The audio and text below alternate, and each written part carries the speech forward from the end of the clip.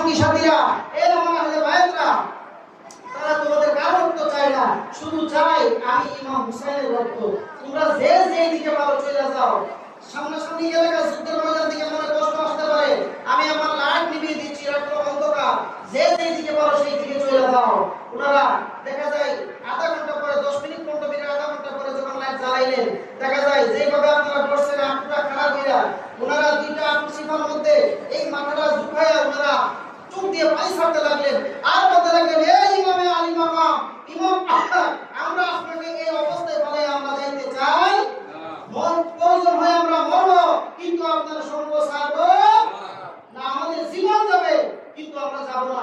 মওলা হোসেন আলাইহিস সালাম আকাশের দিকে চায়া বলেন, ও আল্লাহ তুমি শান্তি রাখো, একটা সঙ্গী সাথী আমার যায় নাই। ওনারা ইমামকে কত ভালোবাসে, জোরে বলেন সুবহানাল্লাহ।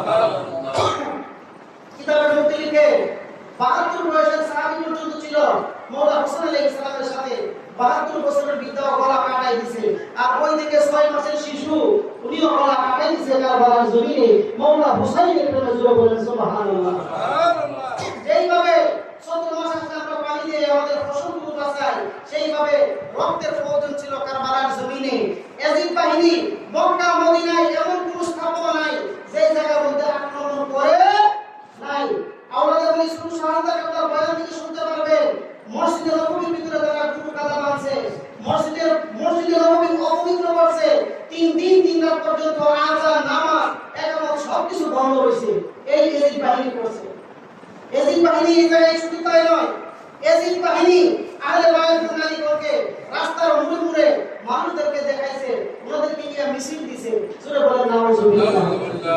কারবালার জমিনে ইমাম পরিবারের যারা ছিল সবাইকে অপবিত্র করছে, জায়গায় জায়গায় রাস্তার মুড়ে মুড়ে বাজারে বাজারে মিছিল দিছে, যে আহলে বায়াতের নারীগণকে চন্দ্র সূর্য পর্যন্ত দেখা নাই, জোরে বলেন সুবহানাল্লাহ।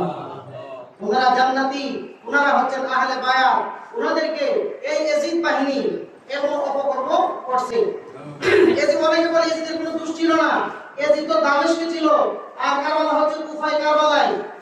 ওনার শির মুবারক কর্তন করে মিছিল দিয়ে রাস্তাটা নিয়ে গেল।